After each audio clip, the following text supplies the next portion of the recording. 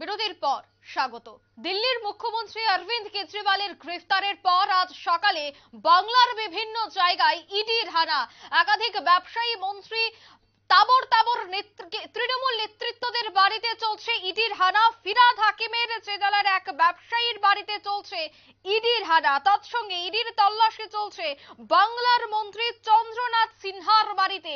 বড় বড় ব্যবসায়ী থেকে শুরু করে তৃণমূলের যারা পর খাওয়ার নেতৃত্বরা রয়েছে, যারা বিধায়কেরা রয়েছে, মন্ত্রীরা রয়েছে, তাদের বাড়িতে একের পর এক ইডির হানা। গতকালকেই কেজরিওয়ালকে গ্রেফতারের পরেই কিন্তু সরগরম হয়ে ওঠে গোটা দেশীয় রাজনীতি। আবারও আজ সকালেই ফিরহাদ হাকিমের ডেরায় এক ব্যবসায়ীর বাড়িতে ইডি সরাসরি হানা দেয়। সেখানে বিভিন্ন নথিপত্র বাজেয়াপ্ত করা হয়।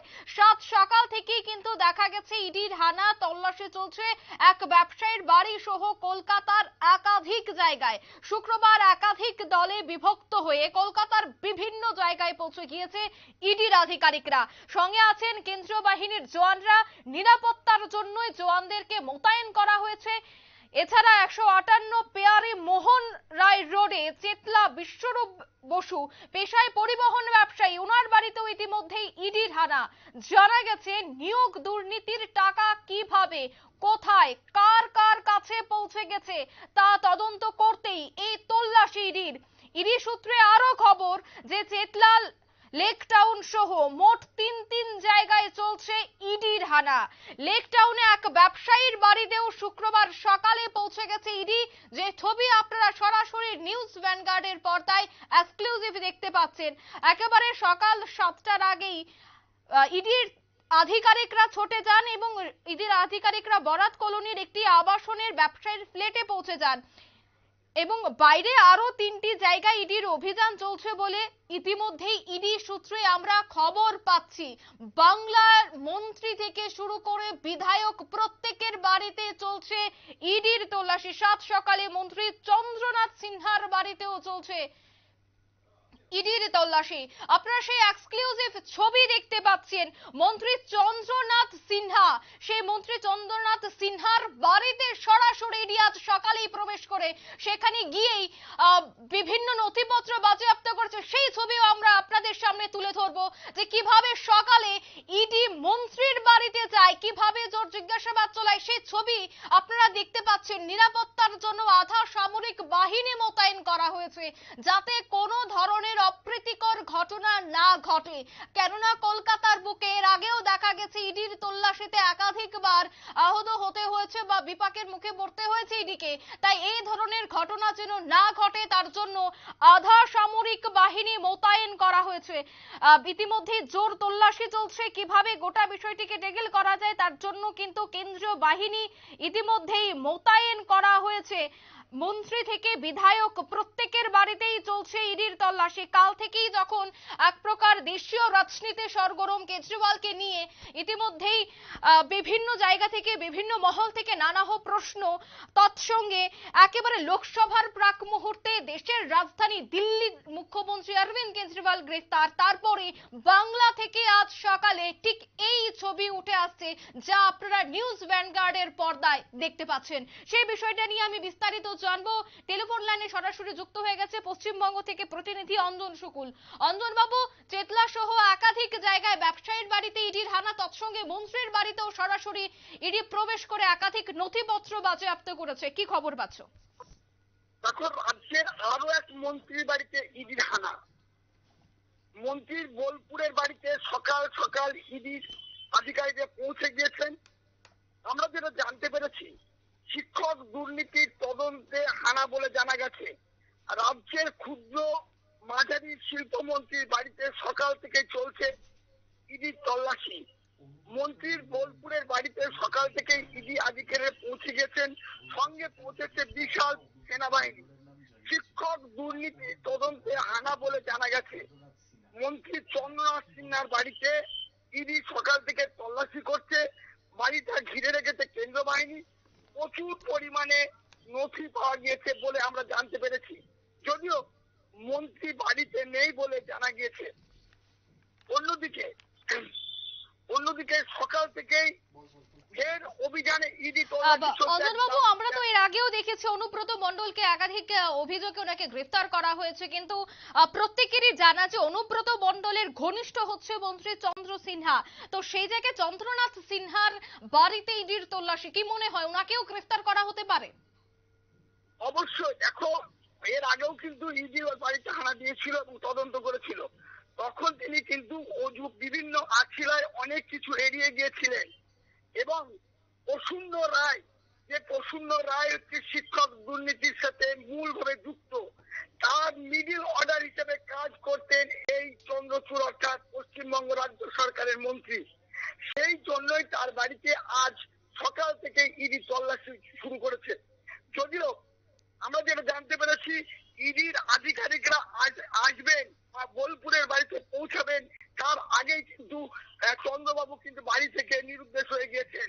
আবার বলা যেতেই পারে লোকসভা নির্বাচনে কিন্তু বোলপুরের এবং যে দায়িত্ব পেয়েছেন, মানে তৃণমূল কংগ্রেসের দায়িত্ব পেয়েছেন কিন্তু গতকাল এই চন্দ্রচূড়। অন্যদিকে সাত সকালে ফের অভিযান, ইডি তল্লাশি চলছে কলকাতার একাধিক জায়গায়।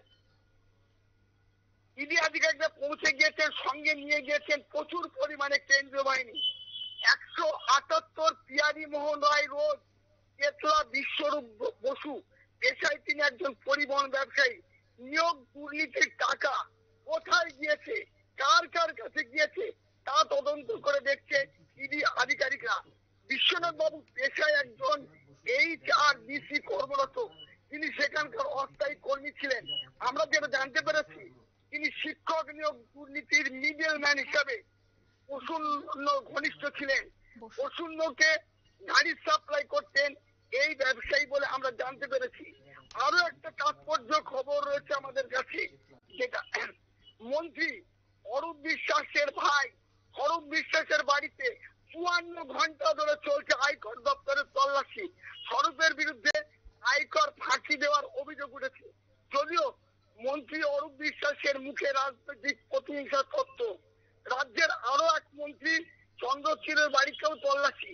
প্রতিনিয়ত আমরা দেখতে পাচ্ছি যে ইডি আধিকারিক যেখানে যাচ্ছেন, মন্ত্রী এবং তাদের ঘনিষ্ঠ বাড়ি থেকে প্রচুর পরিমাণে নথি পাওয়া যাচ্ছে।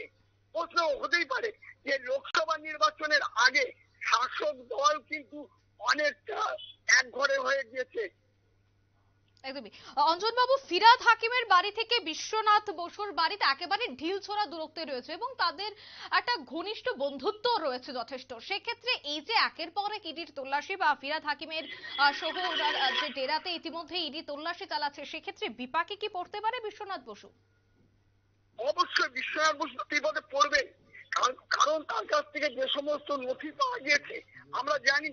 কলকাতার যে মেয়র ফিরহাদ হাকিমকেও কিন্তু এর আগে একাধিকবার কিন্তু জেরা করা হয়েছে এবং যে সমস্ত প্রসূন্ন রায়ের কাছ থেকে যে নথি বা তথ্য পাওয়া গিয়েছে, তখন কিন্তু প্রত্যেকটা শিক্ষক দুর্নীতির অভিযোগ মামলায় বা শিক্ষক দুর্নীতির যে অভিযোগ রয়েছে, এদের কিন্তু সমস্ত নাম পাওয়া গিয়েছে মিডলম্যান হিসাবে।